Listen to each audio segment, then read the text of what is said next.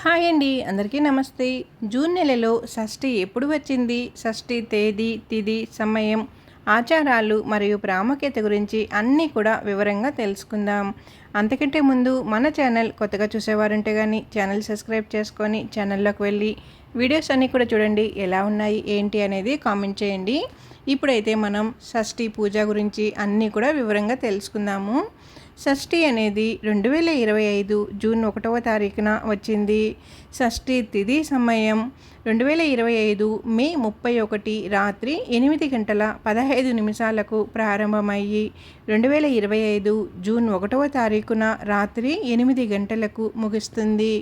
సూర్యోదయం ఉదయం 5:44కి సూర్యోదయం అవుతుంది. తర్వాత సూర్యాస్తమయం సాయంత్రం 7:04. ఇప్పుడు మనం షష్ఠి తేదీ, సమయం, ఆచారాలు, ప్రాముఖ్యత కూడా తెలుసుకుందాం. తమిళ సమాజానికి చెందిన హిందువులకు షష్ఠి లేదా షష్ఠి ఒక పవిత్రమైన రోజు. ఈ రోజు మురుగన్ దేవుడిని పూజించటానికి అంకితం చేయబడింది.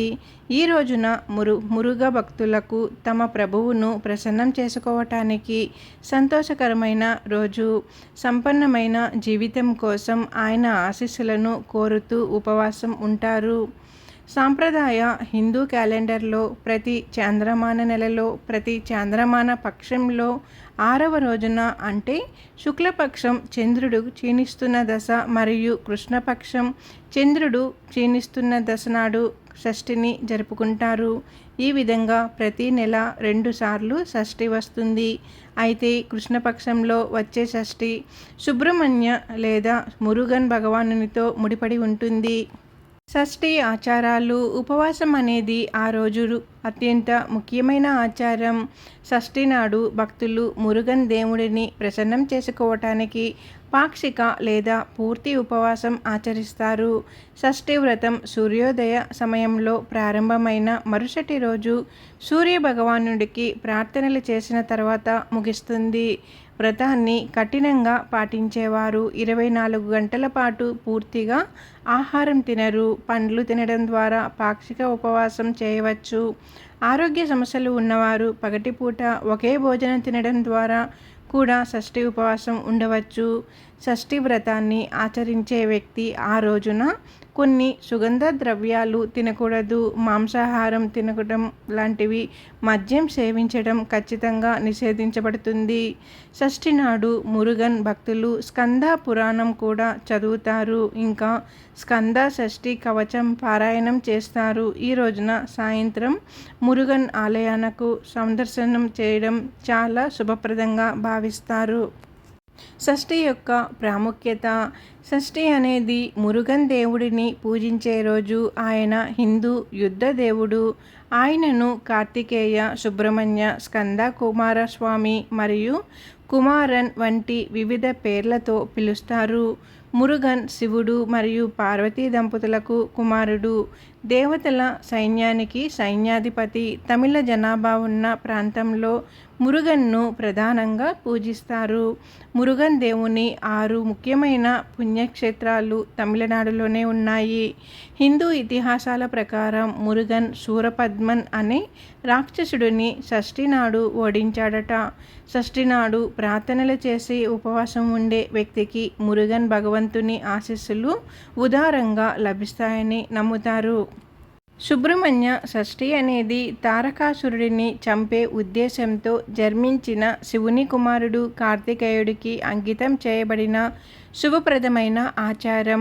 ఈ రోజున సుబ్రహ్మణ్యుడిని 5 తలల పాము రూపంలో పూజిస్తారు. ఈ రోజున సుబ్రహ్మణ్యుడిని పూజించే వ్యక్తి సర్పదోషం నుండి విముక్తి పొందుతాడని ప్రసిద్ధంగా నమ్ముతారు.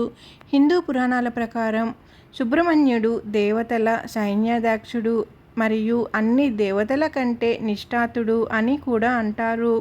సుబ్రహ్మణ్య షష్ఠి రోజున సుబ్రహ్మణ్య దర్శనం పొంది దానం మరియు స్నానం వంటి కర్మలు చేసే వ్యక్తి తన అన్ని పాపాల నుండి, బ్రహ్మహత్యతో సమానమైన వాటి నుండి కూడా విముక్తి పొందుతాడని నమ్ముతారు. ఈ రోజున సుబ్రహ్మణ్య షష్ఠి రోజున భక్తులు సూర్యోదయ సమయంలో లేచి గంగా, నర్మదా, యమున వంటి పవిత్ర నదులలో పవిత్ర స్నానం చేస్తారు. భక్తులు ఈ రోజున మురుగన్ భగవానుకి అంకితం చేస్తారు. ఆయన కథలను చదువుతారు. భజనలు, కీర్తనలు పాడుతూ తమ ప్రభువును స్తుతిస్తారు. సుబ్రహ్మణ్య షష్ఠి నాడు భక్తులు పూర్తి భక్తితో కార్తికేయుడిని పూజిస్తారు. వారు ఇతర పూజలతో పాటు స్వామివారి పాము దిబ్బ రూపంలో పాలు సమర్పిస్తారు. ఈ రోజున పాలు నైవేద్యం పెట్టడం వల్ల ఏదైనా సర్పదోషం నుండి కూడా ఉపశమనం లభిస్తుంది. ఉరద్ పప్పు నుండి ప్రత్యేక నైవేద్యం తయారు చేసి స్వామికి సమర్పిస్తారు. కొంతమంది భక్తులు సుబ్రహ్మణ్య షష్ఠి రోజున ఉపవాసం ఉండి స్వామివారికి నమ్ముకున్న కోరికలన్నీ కూడా తీర్చుకుంటారు. అంతేకాదండి, ఈ రోజున సుబ్రహ్మణ్య స్వామి ఆలయాలలో ప్రత్యేక ప్రార్థనలు, ఆచారాలు, పూజలు వంటివి జరుగుతాయి. తమిళనాడులోని పళని మరియు కర్ణాటకలోని కొక్కే సుబ్రహ్మణ్య ఆలయం అనే 2 పురాతన మరియు ముఖ్యమైన ఆలయాలున్నాయి. ఈ గొప్ప కార్యక్రమాలను వీక్షించటానికి వేలాది మంది భక్తులు ఈ ఆలయాలకు తరలి వస్తారు. సుబ్రహ్మణ్య షష్ఠి రోజున దాన ధర్మాలు చేయడం చాలా పుణ్యప్రదంగా పరిగణించబడుతుంది. ఈ రోజున పేదలకు బట్టలు, ఆహారం, ఇతర నిత్యావసరాలను దానం చేయడం మంచి కార్యక్రమం. ఇదండి షష్ఠి గురించి అన్ని వివరాలు కూడా ఇప్పుడు మనం పూర్తిగా తెలుసుకున్నాం కదా. ఈ వీడియో కానీ మీకు నచ్చినట్లయితే ఛానల్ సబ్స్క్రైబ్ చేసుకోండి, అలాగే లైక్ ఇవ్వండి.